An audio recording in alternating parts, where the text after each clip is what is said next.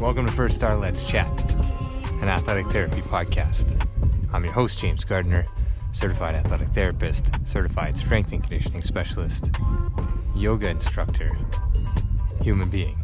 This platform, for the pros, by the pros, anybody in the performance space, and beyond. Welcome here to share in the stories of professionals, experiences, journeys, learning along the way. It's a platform to connect, to network, and to be a part of a community that cares, with conversations that matter, experiences that resonate, and generate ideas, thought-provoking, organic dialogue, passionate pros. Brought to you as always by First Star Therapy, Mobility Tape, Epic, and Benchmark Athletics, in association with the Canadian Athletic Therapists Association. It's First Star Let's Chat, an athletic therapy podcast. Thanks for being here. Thank you for being a part of it.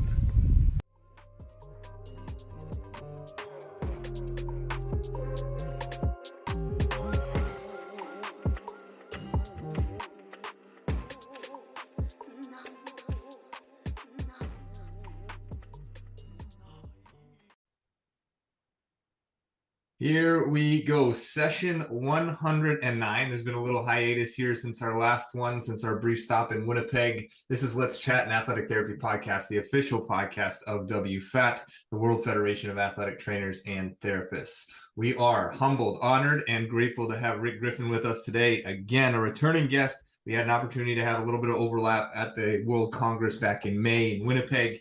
Rick, a lifetime in the game of baseball, a lifetime exploring athletic training. I'll just go through your bio quickly and then would love to share your story with the audience and sort of pick your brain on a lot of the growth, development, and other things within the profession. So in 1983, he was named the Mariners' head athletic trainer and served that capacity for 35 years until 2016. At that point, he was given the title of Mariners Athletic Trainer Emeritus for the next 3 years. In that role, overseeing the medical aspects of the MLB draft for the Seattle Mariners until his retirement in 2019. In 1999, he was awarded the Professional Baseball Athletic Trainers Society Award. The Al Moose Clausen Community Service Award was conferred upon him in 2018. Rick has made 25 trips to Japan with Major League Baseball teams and has been an advisor to Japanese teams and trainers in Japan over the last 3 decades. He's also served as a trainer at an all-star game in each of the last 4 decades. No small feats in that bio, Rick. A real pleasure to have you and see you again here. Well, it's my pleasure to be here and excited to talk to you again. I had a great time last time when we visited. Yeah, and I think a lot of maybe some of our listeners had a chance to hear your point of view. It wasn't long enough for my take, a baseball guy through and through, and lots of stories and lots to share through your career. One thing you touched on, and I'd love to jump into it just before we get into sort of how you found athletic training, but you touched on the growth of this profession and the growth of the profession in baseball the last time we chatted. And that rendered a lot of thoughts in my mind. And I think one of the big pieces for students coming out and new trainers, they see things the way that they see things. You've seen things over a very long and sort of storied career. What are some of the major changes that you can speak to in the profession from the start to where you're at now? There's a lot of changes, and they come from different viewpoints and different points of view. One of the things, when I started in professional baseball, the athletes themselves, they did not want to go into the training room. It was kind of a sign of weakness or a sign of fear, because they felt like you would go and tell the manager they were hurt, and the manager wouldn't play them, and they'd either get released or get sent down. So one of the absolute biggest changes is now that's the exact opposite. The last team meeting I was in with the Seattle Mariners, the manager of the team said, you need to go into the training room, even if you have a hangnail. We want to make sure that everything gets taken care of quickly so it doesn't turn into something big. So the mindset and the thought process now is go use the athletic trainers, use the therapists, use the strength and conditioning staff. And because of that, when I started, I was by myself for my first 9 years in the big leagues. So in spring training, I had 70 players, and I was by myself. And if you can imagine, working on 70 players or being responsible for 70 players, it was grueling. And then doing that for the whole season and then the off season. And then after that, then we got a new owner, and he asked me, what is something I can do to help you? And I said, if I could have an assistant, that would be great. Because at that time, the Mariners and the Cincinnati Reds were the only two teams that didn't have a full-time assistant. And so I finally got a full-time assistant, and that was great. That meant so much, not only to me, but to the players, because you always want to try to do the best you can for the players and give them the best quality care and consistent care. When you have two sets of hands versus one, they're obviously going to get more treatments, better treatments, longer treatments. And now the present day athletic training staffs in Major League Baseball, they usually have 4 or 5 people. They all have a physical therapist, they all have a massage therapist, and they usually have 2 or 3 athletic trainers. And then they also have 2 strength and conditioning staff. And we were lucky in the sense that we were able to kind of set up the model program of how things were done. And it's been copied pretty much by most of the teams in baseball. And what I mean by that is we established a program as when the team went on the road, one of the athletic trainers would stay back and work with the people who were doing rehab. Before, when I started, when I took over for the Mariners, when the team went on the road, the guys that were hurt, they left them home. And they sat at home and did whatever. I don't know what they did. They drank beer, went to the bars, but they weren't doing any rehab, and they weren't doing anything to get better other than just time. And so that's an established program. And plus, most of the teams now have facilities at their spring training complex where they send all their minor league players. And so it's really grown. It's opened up a lot of jobs. There's a lot of job opportunities now. Each team has probably between 10 and 15 athletic trainers on their staff, from the major league all the way down to the minor leagues, even included in the Dominican Republic. So there's just been tremendous growth in that aspect. Yeah, and I think seeing those things and having members of the Athletic Training Society or students in the field looking to get in, recognize that is important. There weren't so many jobs before. There's still not that many jobs. Obviously, it's a competitive environment to get into, trying to find time and space to get into these organizations. But internships, and we can get into that with PBATS as well. I know you represent them and do such a great job in terms of the education and the internship programs there. But yeah, the growth of the profession and number of roles, and I think that piece you touched on is massive, moving sort of more towards management and performance preparation as opposed to just responding when somebody's hurt. And I think sort of that proactive approach to athletic training, athletic therapy here in Canada goes such a long way in collaboration with the strength coaches and the sports medicine staffs across the board.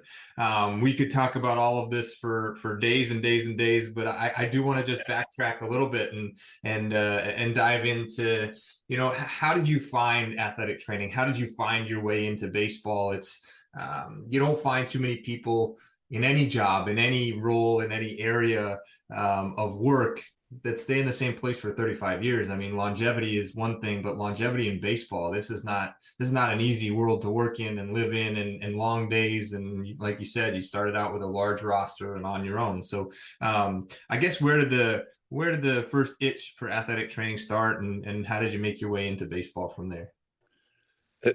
Again, this could be a really long story, but I'll try to give you the short version. First of all, I talked to a lot of college students, and I talked to a lot of high school students, and the one thing I always say, and I model this after myself, because if I wouldn't have done things the way that I did them, I never would have got to where I was. And it just, and I say, don't be afraid to hear the word no. I mean, you seek people out and you ask things. You ask either favors, you ask, can you observe, or can you do an internship? And you might hear no a few times, but then you're going to finally hear yes. And when you do, then you're going to be lucky, because you're going to have an opportunity for growth and to learn. And I grew up in a very small town in Utah, and my high school did not have an athletic trainer. And I played 3 sports. I played basketball, football, and I ran track. And I really liked basketball and track. Particularly track, because I was pretty good at track, and I always kind of modeled myself in taking care of track athletes. And I actually did some Olympic trials, and I was really into track. Didn't really have anything going on with baseball.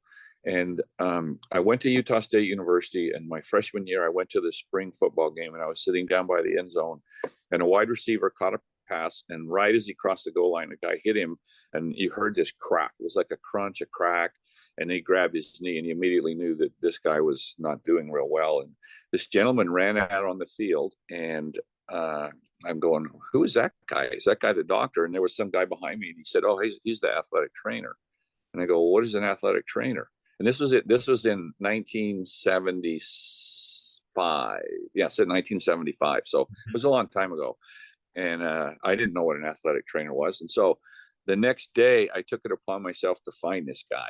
And I found out where the athletic training room is. And I walked into the athletic training room, and there football players were in there recovering from the spring game, and they were doing treatments.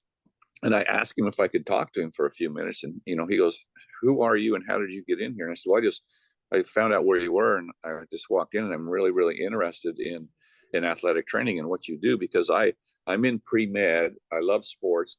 I like medicine, and this seems like something that I would really be interested in.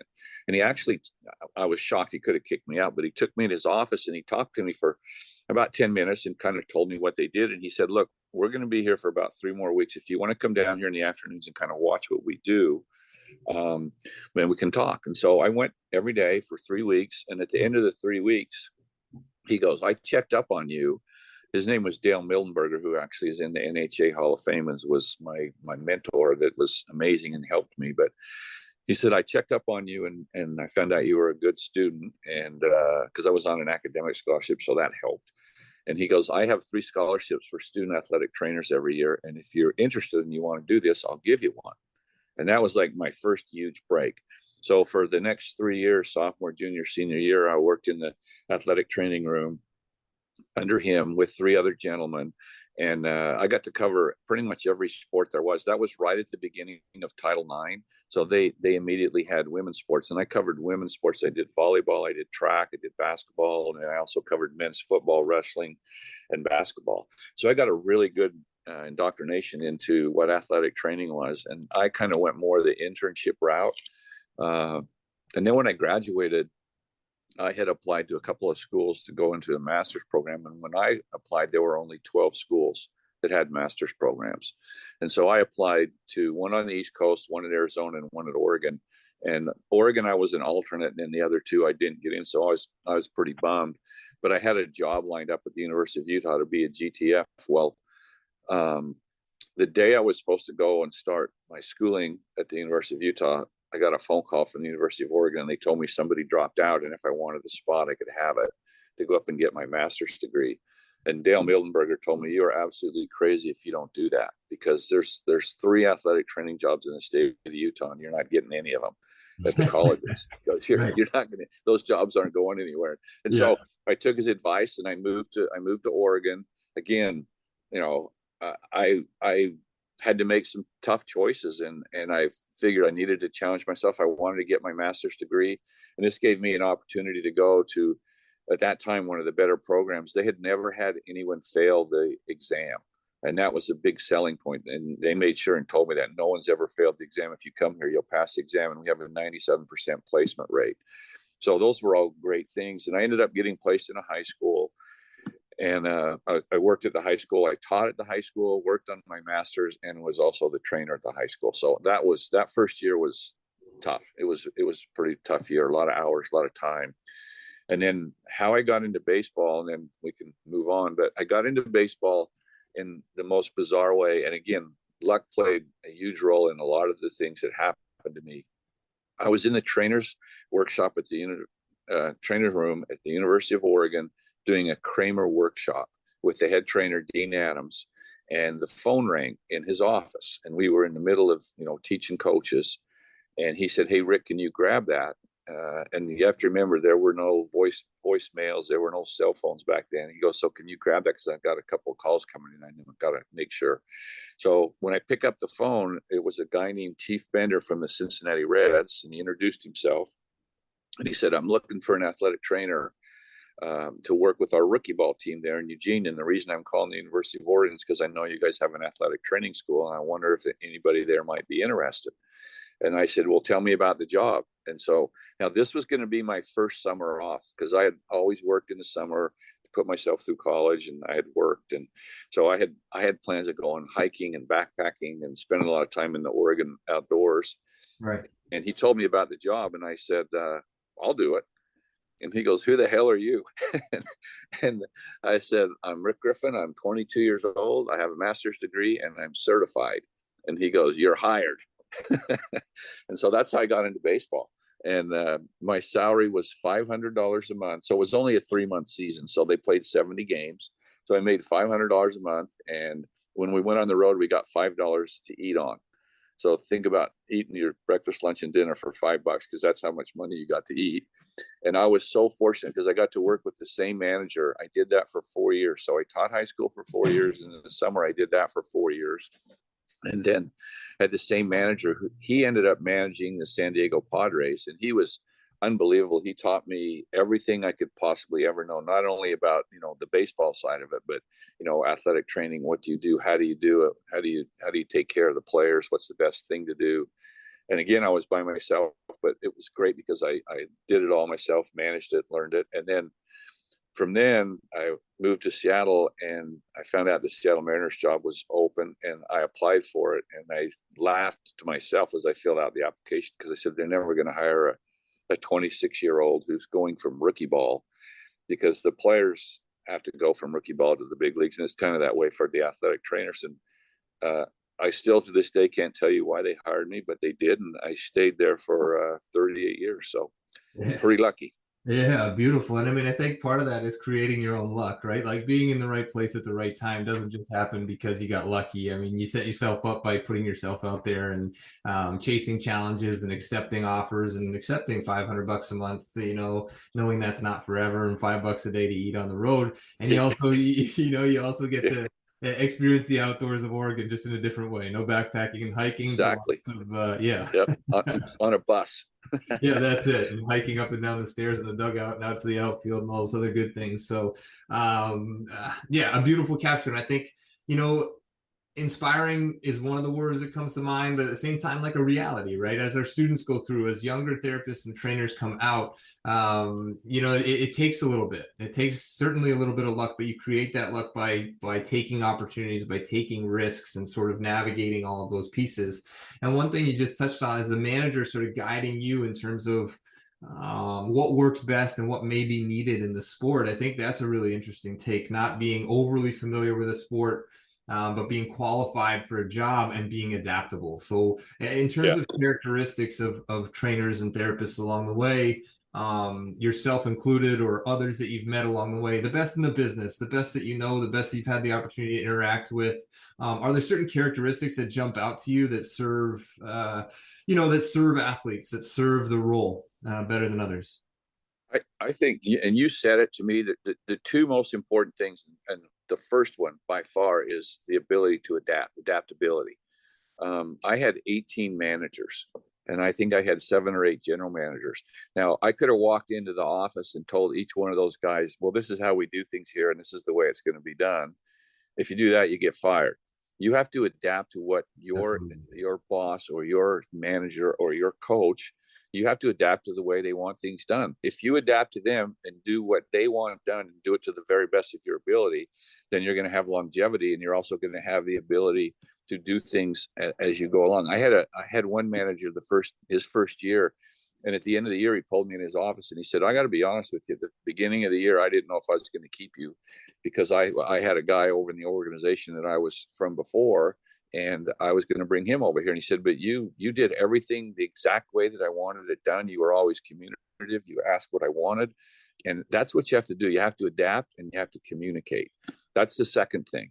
In athletic training, communication is probably the key. And when you think of the word communication, that can go in so many different directions. But from the realm of athletic training, communication takes 3 or 4 major components. Number one is communicating and always being honest with your athletes. Sometimes you have to tell them things they don't want to hear, and you have to give them tough love, but you have to communicate and be positive and honest. And if you do that, they will always respect you. They will look up to you, and they will admire you. And when they go to other teams or they go to other places, they're going to talk about how you treated them and how honest you were always with them. And that's a crucial thing, is gaining their trust. And then You have to communicate with your physicians. You have to be on the same page as the physicians that you're working with. You can't override them, or you can't, talk behind their backs, and you have to make sure that you're always on the same page with them. And then you have to work closely with either your manager or your head coach. And there's a triangle there. If you work with the manager and you work with the head coach, you work with the doctor and you work with the athlete, and you're the person in the middle of that triangle, then everything's going to work out the way it's supposed to be. When you leave one of those people out, then there's an open area in that triangle, and that information goes all over. It goes everywhere, and it doesn't stay or go where it needs to go. So those are the three things. And then in my case, there's an additional person. You can make it into a square instead of a triangle, and it's your general manager. Mm-hmm. You have to make sure that your general manager knows every single thing possible. I actually had a general manager one time tell me, he said, if I ever get surprised, I will fire you on the spot. And I go, can you explain what you mean by that? And he goes, I don't want a reporter coming up to me and saying that they heard somebody was hurt and I don't know anything about it, because that puts me in a bad spot. I have to know everything that's going on all the time. So in some instances, it's better to give too much information than not enough, but you have to make sure that the information is communicated to the four people that I just talked about. Because if you don't, you're not going to last very long. Yeah, absolutely. And you talk about a square, you talk about a triangle, and then, for me, it's a circle, and it's closing the loop and just making sure that full circle information comes back to you, so you know what's going on with everything that you need to know about as well. I think the role of athletic trainers and athletic therapists, especially in the sports setting or the pro sports setting, where there's a lot of different roles. You are managing injuries. You are responsible for acute things that happen during the game or during training sessions or practice. But at the same time, you're hearing a lot of things. You're hearing about family lives. You're hearing about, what's going on outside of the ballpark or outside of the stadium, these kinds of things. And so being aware and ensuring that you're not front and center when delivering information, but you're there when you're needed and as you're needed. I think these are critical components, and communication, obviously, and adaptability, as you touched on. Good lessons for all of us in every walk of life, I think, and beyond just athletic training. And so, these are things I think that as we go and as we grow in this profession, more and more people can do better and better at being adaptable and communicating, because those are things that you'll take everywhere you go in the profession. And this day and age, there's a lot of trendy things. There's a lot of things that end up sort of on the internet or Instagram or whatever. Yep. And none of them trump those two things you just touched on ever, I don't think. Trends, no, they don't. But those characteristics, they stick. And you mentioned it, 38 years in one organization. You I don't want to say survived. I mean, you managed throughout those times, multiple managers, multiple general managers. What was that like for you? You talked about adaptability, but obviously there's ebbs and flows when you get along with somebody, and then wins and losses happen, and they either find something else or move on. Players get traded. How do you deal with that stuff as an athletic trainer? Because I think that stuff affects us as well as human beings in those roles. Oh, it greatly affected me because I had never experienced that.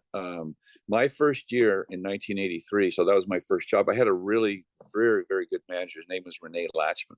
He was a younger guy, very good communicator, had lots of energy, and he was a little bit outside of the box. There was still a lot of the old school managers, and he was kind of new style, particularly about rules and things. He just wanted people to show up, be on time, and play hard and just work hard. And we did not have a very good team. And I still remember, I think it was May 18th, I walked into the locker room. And now this is my first time being in the big leagues. I walk in May 18th and I see the clubhouse guy packing up boxes, packing up bags. And it looks like it's crazy in there. And I go, what's going on? And he goes, they just fired the manager. They fired the pitching coach. They fired one of the other coaches, and they either traded or released 6 of the players. This is in one day. Right. And that just blew me away because, I was used to having the same minor league guys the whole time, especially in the lower levels. There's not a lot of movement. Now I walk in here and the manager's gone, and we brought in a new manager who was the exact opposite. He was a very rules-oriented manager, old school manager. The first day he handed out 2 pages of typewritten rules to every player. Before we had 3 rules. And so it was a huge change. And we lost 102 games that year, and we came in last place. And it was really hard. And I was by myself. that was a really, really tough year. And I remember talking about it with my wife at the time and saying, God, this is really hard. Emotionally, it's hard. The travel is hard. Being away from home is hard. Plus you losing. It was tough. And we didn't have a winning season until 1991 was the first time we had a winning season. So it took 8 years for me to be, in a situation where you had a winning season. We only were 2 games over 500, so it wasn't like we were knocking anybody's socks off. Right. But that the losing part is tough because it affects the players, it affects the manager, the general managers. There's a lot of tension, there's a lot of pressure, there's a lot of stress. And I had a athletic trainer, Jimmy Warfield, from the Cleveland Indians, tell me when I first started, he said, the hardest thing with this job is keeping your mouth shut. And you have to make sure you always do that. You say what needs to be said, and you don't say any more than that. He said, you have to show up and work hard every single day. He said, but the hardest thing is when you start to win and you get used to winning, and then you go back and your team either rebuilds or you lose a lot. That's tough. And he was exactly right, because I went through a lot of losing, and then for about 12 or 14 years we were really good and we won a lot, went to the playoffs, funnest time, best time I ever had. And then the back end came back again, where the Mariners haven't been to the playoffs since 2021. Since 2001. So it's now 2022. So it's over 20 years they haven't been back to the playoffs. So, and we've had a couple winning seasons, but that's tough when you experience losing and then you have the joy of winning and then you go back to the losing. It's tough, and you gotta find ways to maintain the professionalism, the positive attitude, and not get down in the dumps. And that's what you got to do. You got to stay positive, got to be innovative, and you can't always, like you said, look on the internet and find a shiny object and think a shiny object's going to solve all the problems in the world, because it doesn't work that way. Yeah, and it's back to basics, and ebbs and flows with wins and losses and big long seasons, and a 10-game winning streak doesn't necessarily put you at the top, and a 10-game losing streak in a 162-game year doesn't necessarily bury you either. So it's an interesting ride in baseball, and you talked to some lean years and some other years. Obviously, some big names came through Seattle during your time, Ichiro, and I know you just did a little program on him, but Ken Griffey and Buhner and Martinez and a whole bunch of Randy Johnson, all these guys that came through during your time. Big names, big personalities, but still human beings when it comes down to the core of each one of them. Yeah, I just sort of wanted to talk to a little bit on maybe just the injury side of things, no specifics, but from an injury side of things, baseball, a lot of people look at this and just say, oh, it's just, it's an easy sport. It's not overly taxing. But when you add up cumulative micro trauma to an elbow and shoulder, there's a lot of things to manage there.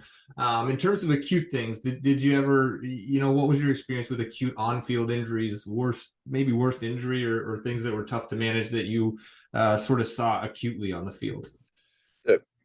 You're right about the wear and tear stuff, and we can obviously talk about that. But the worst injury that I ever saw was my 4th day in the big leagues, which it was during spring training. We had an outfielder named Donnell Nixon. His older brother was Otis, who played for the Atlanta Braves. Donnell Nixon was like a world-class sprinter. He was unbelievably fast. He was playing center field, and we're having a spring training game against the Milwaukee Brewers in a stadium out in Sun City.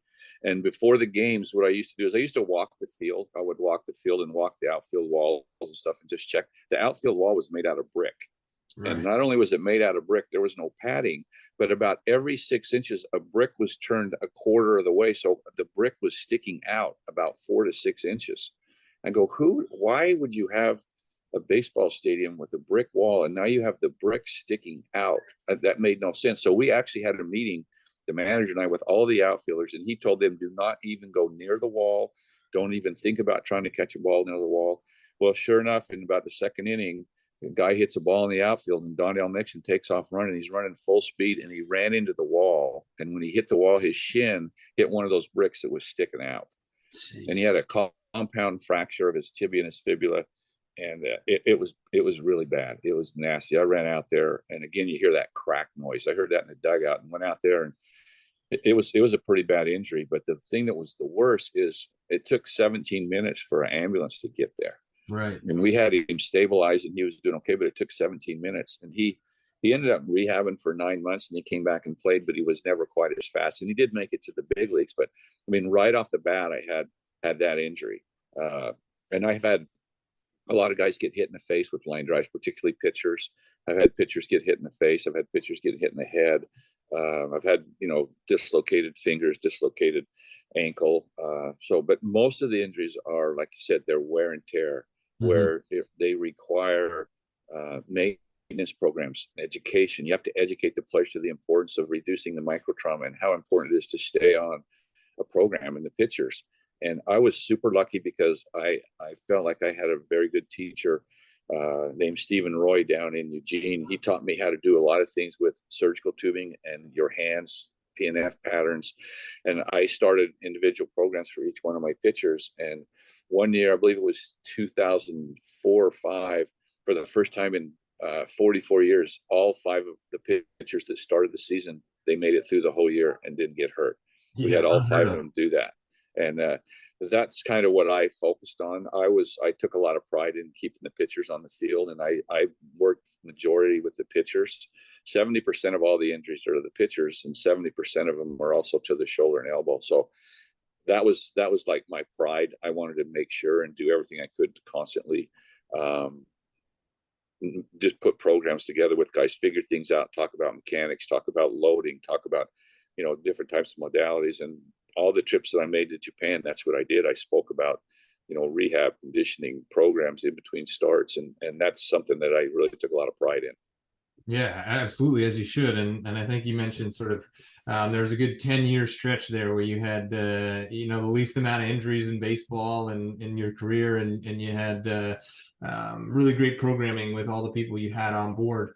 In terms of longevity, in terms of the sport of baseball, and we look at it now, and for me, having spent a little bit of time in baseball and played it growing up, there seems to be this massive shift towards obviously analytics and these kinds of things, but velocity, and like how sexy velocity is with throwers and kids now at 10, 11 having radar guns on them. Your take on sort of the obsession with velocity, or the good, the bad, and the ugly with sort of with those pieces in the sport.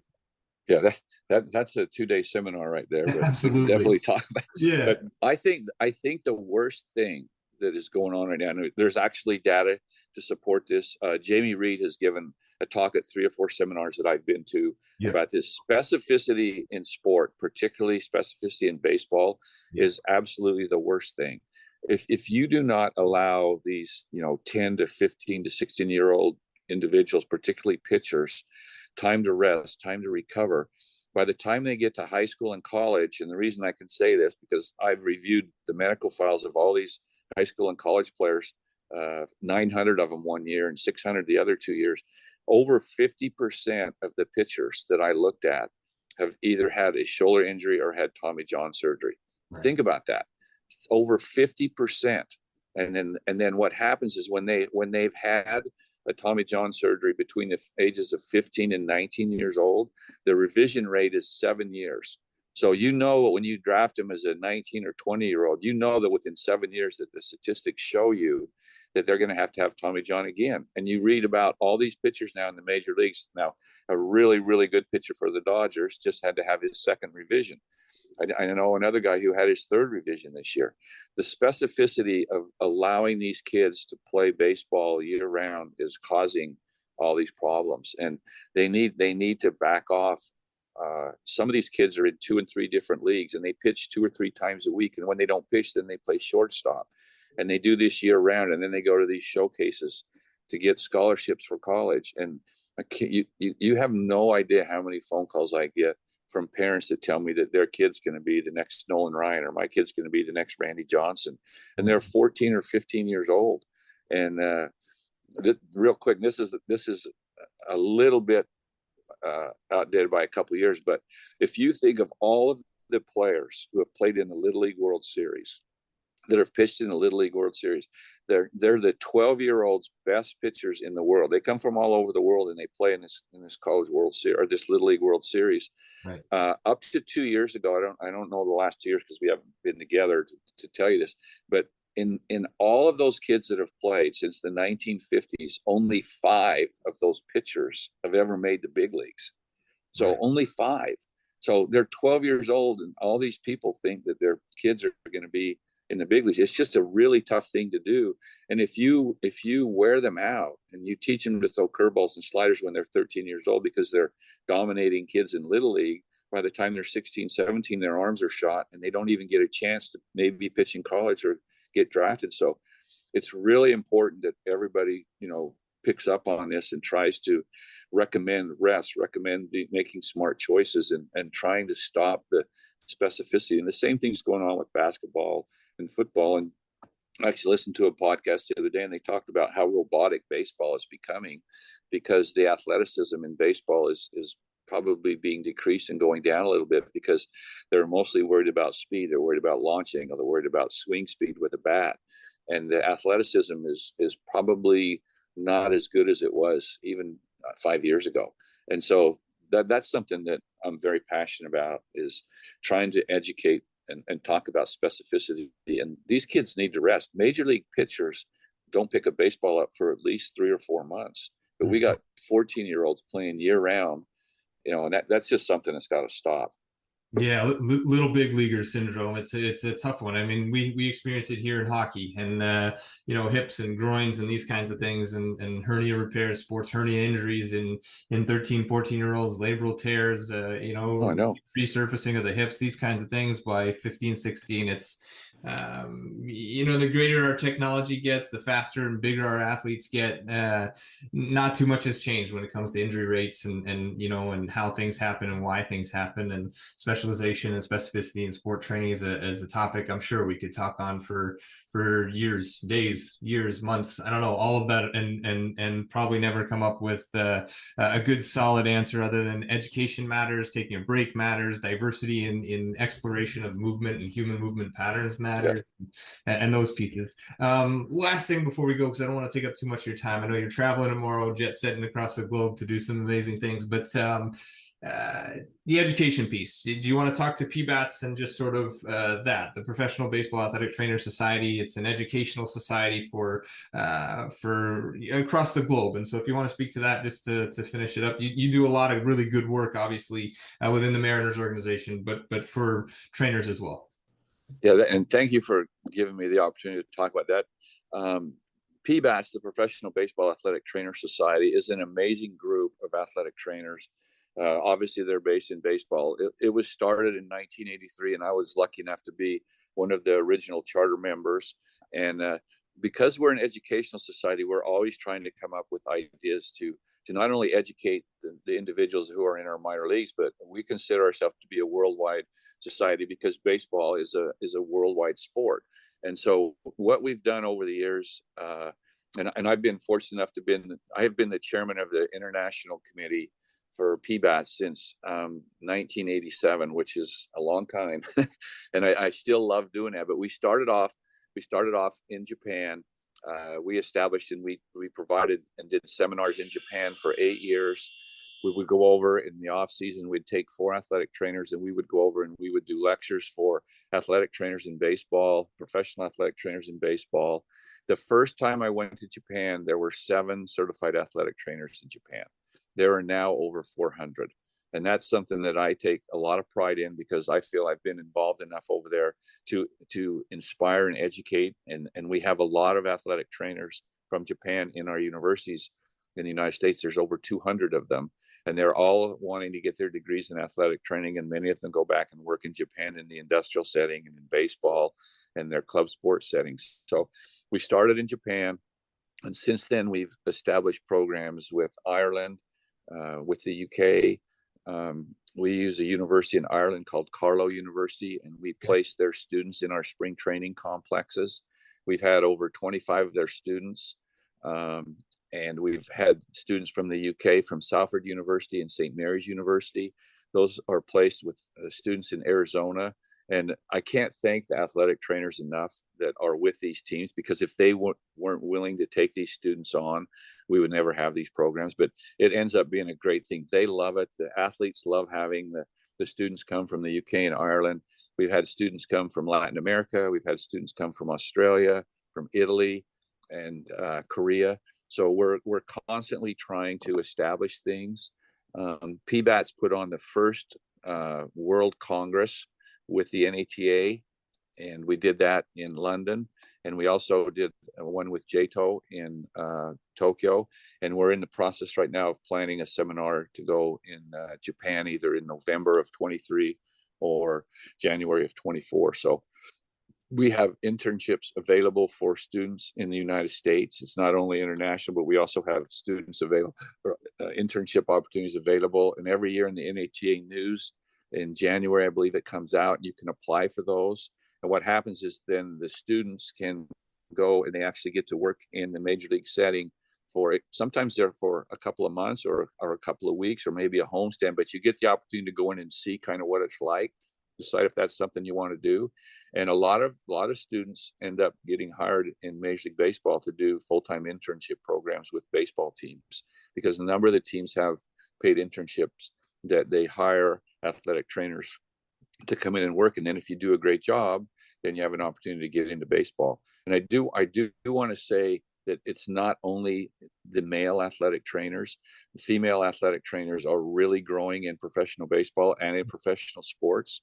And we absolutely encourage and love the opportunity to work with the female athletic trainers that are interested in coming into baseball. So our society does a lot of great things, and we're continually trying to evolve and do things. And now PBATS is working with WFAT, which is exciting to me because I get to be involved in that realm as well. And that's how we met up in Winnipeg. But we're always evolving. We're trying to do more. We try and encourage athletic trainers from all over the world to be involved in what we're trying to offer. And we just keep trying to get better. Yeah, and a phenomenal capture. And I think for everybody out there listening, check out PBATS. It's a great organization, whether that's something you want to do, something a student may want to do, or just seeing how an educational society like that really works and can inform across the globe. Rick Griffin is our guest at session 109 of Let's Chat, an athletic therapy podcast, the official podcast of WFAT. And a selfless role that you take on as an athletic trainer in baseball, and always giving back and giving back to the athletes, giving back to the organization, the club that you're working with, and then on a grander scale to the profession as a whole. Rick, I truly am humbled and honored for you to provide us with the insight, to give us your time and share all of this with us, because I think this is what makes our profession grow. This is what showcases all of the good things in our profession, whether it's in professional sports or in the high school settings or the internship opportunities, and just sharing your story and your passion. It's palpable, and I think it goes a really, really long way. So I'll leave you to close it out with whatever you wish to leave on. But thank you again for all of your time. All the best on your journeys over there in Europe. And I look forward to reconnecting again, maybe on an educational forum in the future. But I'll leave it to you. It's Rick Griffin. He is the man of the hour with the PBATS, the Professional Baseball Athletic Trainer Society, longtime head trainer with the Seattle Mariners, now retired, but still doing amazing things across the globe. Rick, to you to close it out. Thank you again. Well, thank you very much. And I greatly appreciate the opportunity to share not only my story, but to hopefully encourage athletic trainers to step out their box a little bit and don't be afraid to hear the word no, and go for your dream, go for your goals. It's okay to hear no, because there's a yes around the corner. Always remember that. And it's been my privilege to be on here with you, and I hopefully will see you soon. If not here, maybe over in Israel next year at the WFAT seminar. But all my best to you, and good luck, and thank you for having me on. All right. Take care, everybody. Thanks again. Bye-bye.